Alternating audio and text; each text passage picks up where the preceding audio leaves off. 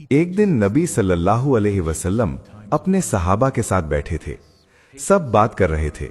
अचानक एक आदमी आया, बिल्कुल सफेद कपड़े पहने हुए, बाल काले और चमकते हुए। अजीब बात यह थी, न उस पे सफर की धूल थी, न कोई उसे पहचानता था। वो सीधा नबी सल्लल्लाहु अलैहि वसल्लम के पास आया, उनके बिल्कुल सामने बैठ गया, घुटने घुटनों से लगा लिए। इतनी बेबाकी। सहाबा सोच रहे थे, ये कौन है, इतनी गुस्ताखी। फिर उस आदमी ने पूछा, मुझे बताइए इस्लाम क्या है। नबी सल्लल्लाहु अलैहि वसल्लम ने प्यार से जवाब दिया, इस्लाम यह है कि तुम गवाही दो कि अल्लाह के सिवा कोई इबादत के लायक नहीं और मोहम्मद अल्लाह के रसूल हैं। नमाज कायम करो, ज़कात दो, रमजान के रोजे रखो और अगर तुम्हारे पास ताकत हो तो हज करो। सही कहा आपने, उस आदमी ने कहा। सहाबा हैरान, ये क्या बात हुई, खुद सवाल पूछ रहा है, खुद ही तस्दीक कर रहा है। फिर दूसरा सवाल, ईमान क्या है।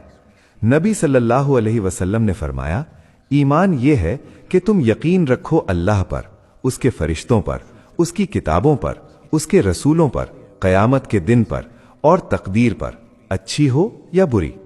बिल्कुल ठीक, वो आदमी फिर बोला। सहाबा अब और ज्यादा परेशान, ये इंसान कौन है। तीसरा सवाल, एहसान क्या है। नबी सल्लल्लाहु अलैहि वसल्लम मुस्कुराए, एहसान यह है कि तुम अल्लाह की इबादत ऐसा करो जैसे तुम अल्लाह को देख रहे हो, और अगर तुम उसे नहीं देख सकते तो ये याद रखो कि वो तुम्हें जरूर देख रहा है। बहुत खूब, उस आदमी ने कहा।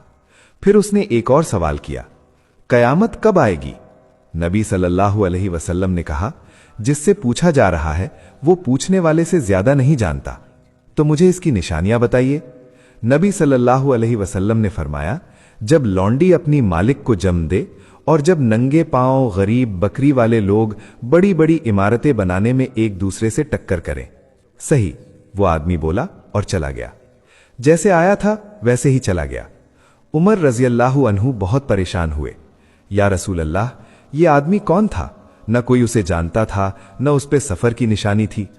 नबी सल्लल्लाहु अलैहि वसल्लम ने मुस्कुरा के फरमाया, उमर, ये जिब्रील अलैहिस्सलाम थे, फरिश्ता।